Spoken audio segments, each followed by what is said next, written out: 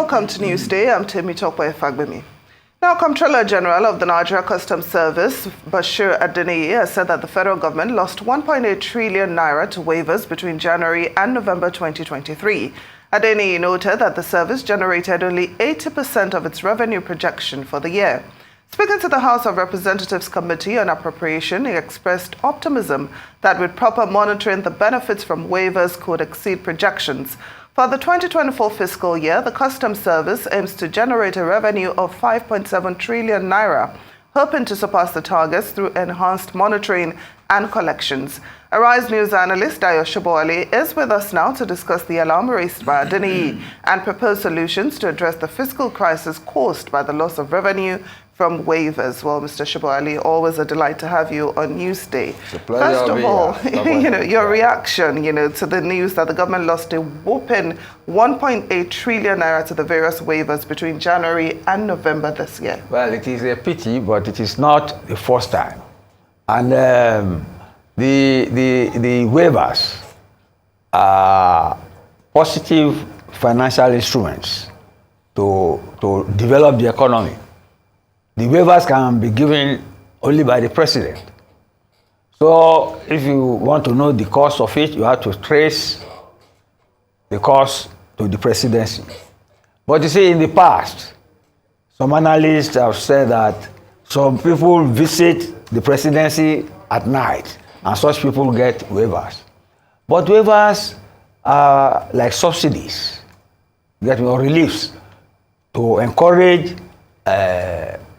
companies and institutions to give them incentive so that they can perform and make our economy grow faster and better. They have been abused several times. During the Jonathan time, or I think during the time Konji Owiala was there, in 2011 and 12, they had to be stopped.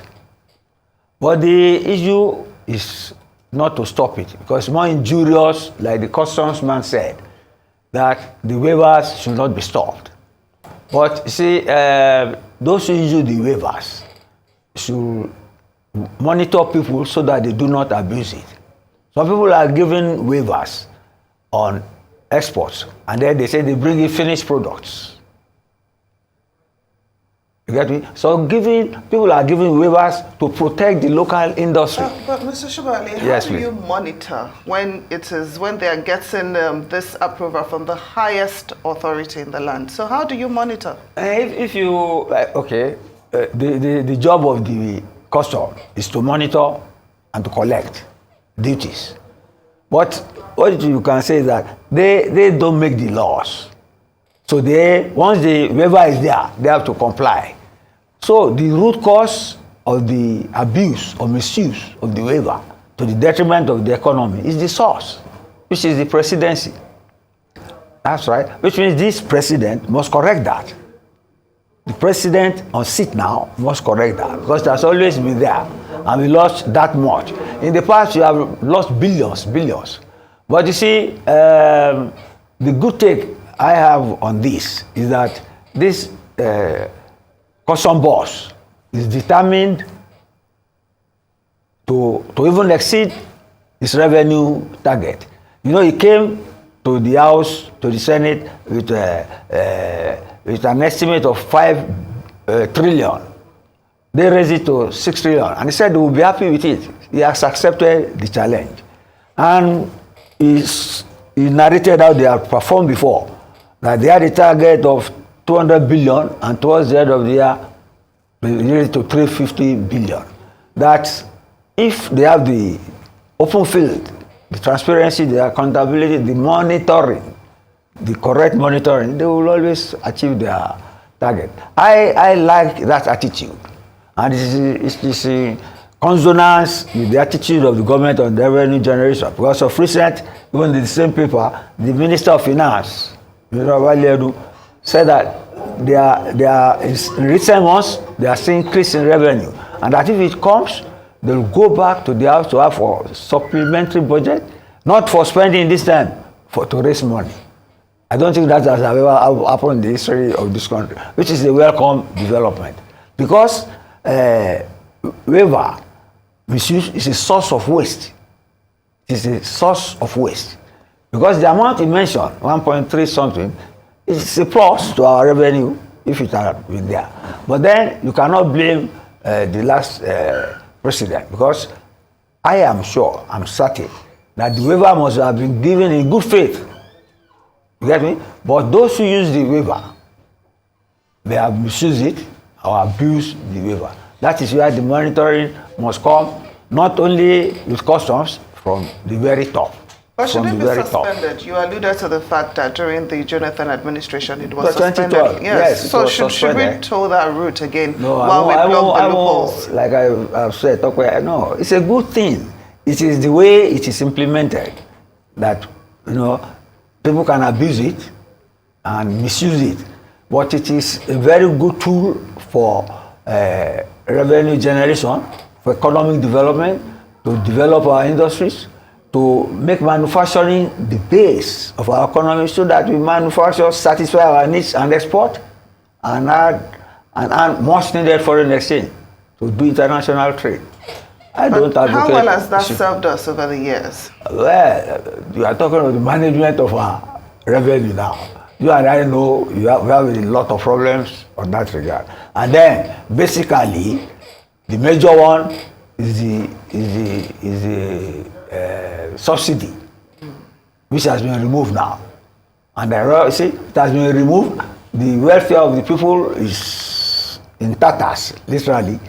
But the nation is generating revenue, which over time can improve our lot, economically, and we develop as fast as the rest of the developed world have been developing. Oh, Mr. Sobowale, you sound very optimistic. I don't know how many Nigerians share your optimism. But just before... I haven't said I don't want them to stop the waiver. It's an incentive. If people misuse it, they should be monitored and prosecuted, or it should be withdrawn from them. But it's good for economic development. Yes. Well, Mr. Sobowale, thank you so much. I appreciate your input, on this topic. But just before I let you go, we have a breaking story. We understand that the Ondo State Governor will once again be going on medical leave. Can you just give us your thoughts as we wrap up?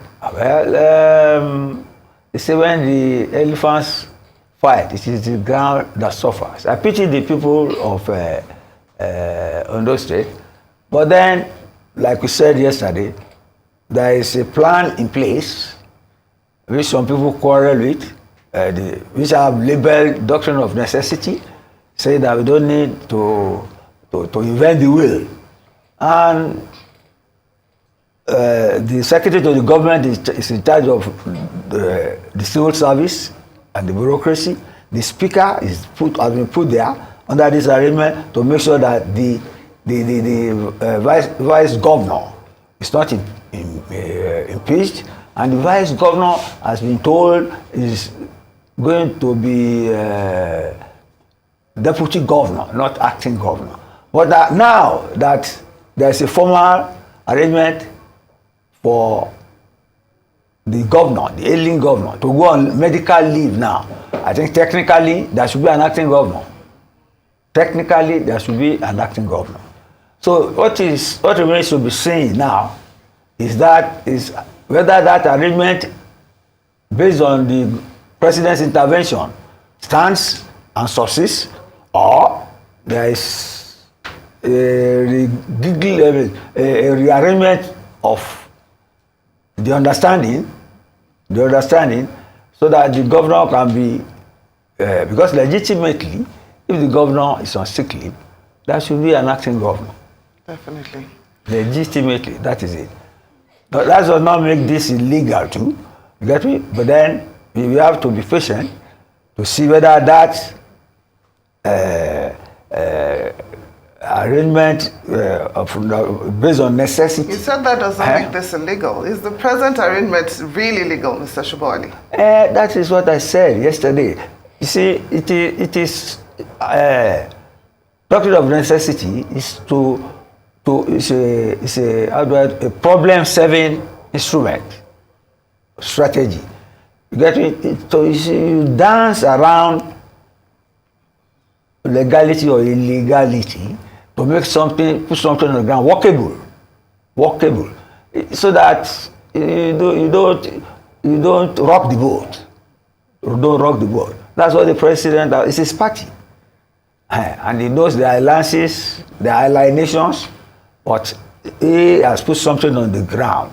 But now that formally the president, the governor has to go on sick leave, we have to see how that tallies with the arrangement of the ground. Because my own initial take is that if the governor is going on sick leave, technically, legitimately, the deputy should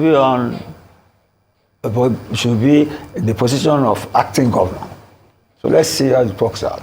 Yes, definitely we'll have to wait and see. Arise News analyst, Mr. Dayo Sobowale, thank you so much for joining us on Newsday.